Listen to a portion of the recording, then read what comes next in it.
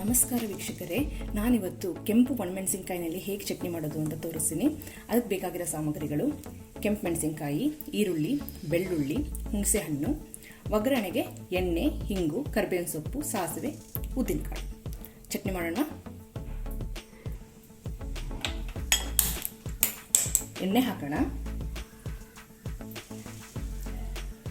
ಸಾಕು, 1 table spoon ಎಣ್ಣೆ ಸಾಕು. ಎಣ್ಣೆ ಕಾದಿದೆ, ಈಗ ಸಾಸಿವೆ ಹಾಕ್ತೀನಿ. ಸಾಸಿವೆ ಚಟ್ಟಾಗುತ್ತೆ, ಉದ್ದಿನಕಾಳು ಹಾಕ್ತೀನಿ.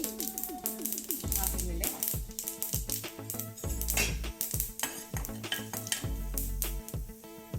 ಈರುಳ್ಳಿ, ಹಾಗೆಯೇ ಬೆಳ್ಳುಳ್ಳಿ.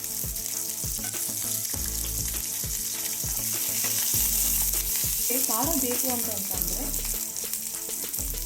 ಈ ಥರ ಬ್ಯಾಡಗಿ ಮೆಣಸಿನಕಾಯಿನ ಸ್ವಲ್ಪ ಕಮ್ಮಿ ಹಾಕ್ಕೊಂಡು ಗುಂಟೂರು ಮೆಣಸಿನಕಾಯಿನ ಜಾಸ್ತಿ ಹಾಕ್ಕೊಳ್ಳಿ. ನಾನು ಈಕ್ವಲ್ ಆಗಿ ಹಾಕ್ತಿದ್ದೀನಿ.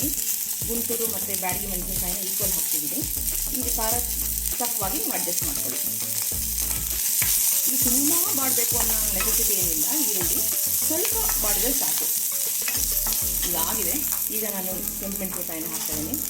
ಬಾಡಿದೆ, ಜಾಸ್ತಿ ಬಾಡಿಸಿದ್ರೆ ಸ್ವಲ್ಪ ಖಾರ ಕಮ್ಮಿ ಆಗಿಬಿಡುತ್ತೆ. ಅದಕ್ಕೆ ನಾನು ಸ್ವಲ್ಪ ಬಾಡ್ತಿದ್ದೀನಿ ಮೆಣಸಿನಕಾಯಿನ. ಈಗ ನಾವು ರುಬ್ಬೋಣ.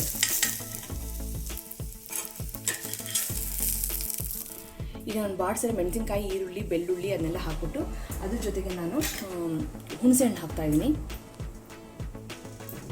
ಹುಣಸೆಹಣ್ಣು, ಹಾಗೆ ರುಚಿಗೆ ತಕ್ಕಷ್ಟು ಉಪ್ಪು. ನುಣ್ಣಗೆ ರುಬ್ಕೊಂಡಿದ್ದೀನಿ. ನಿಮಗೆ ಅಗತ್ಯವಾದಷ್ಟು ನೀರು ಹಾಕ್ಕೊಂಡು ರುಬ್ಕೊಂಡು ಸ್ವಲ್ಪ ಎಣ್ಣೆ ತೊಗೊಂಡಿದ್ದೀನಿ. ಎಣ್ಣೆ ಕಾಯಲಿ. ಎಣ್ಣೆ ಕಾದಿದೆ. ನಾವು ಇನ್ನು ಉಳಿದಿರೋ ಸಾಸಿವೆನ ಹಾಕೋಣ. ಸಾಸಿವೆ ಚಟಪಟ ಆದಮೇಲೆ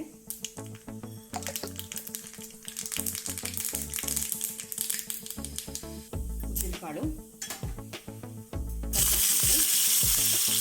ಆಫ್ ಮಾಡಿಬಿಟ್ಟು ಹಿಂಗೆ.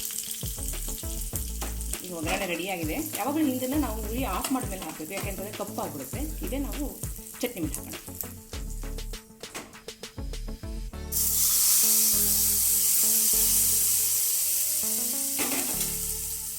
ನೋಡಿ, ರೆಡಿಯಾಗಿದೆ ಕೆಂಪು ಮೆಣಸಿನಕಾಯಿ ಚಟ್ನಿ. ಇದನ್ನು ನೀವು ದೋಸೆ ಜೊತೆ, ಇಡ್ಲಿ ಜೊತೆ, ಆಮೇಲೆ ಚಪಾತಿ ಜೊತೆ ಎಲ್ಲದ್ರ ಜೊತೆನೂ ತಿನ್ಬೋದು. ತುಂಬ ರುಚಿಯಾಗಿರುತ್ತೆ.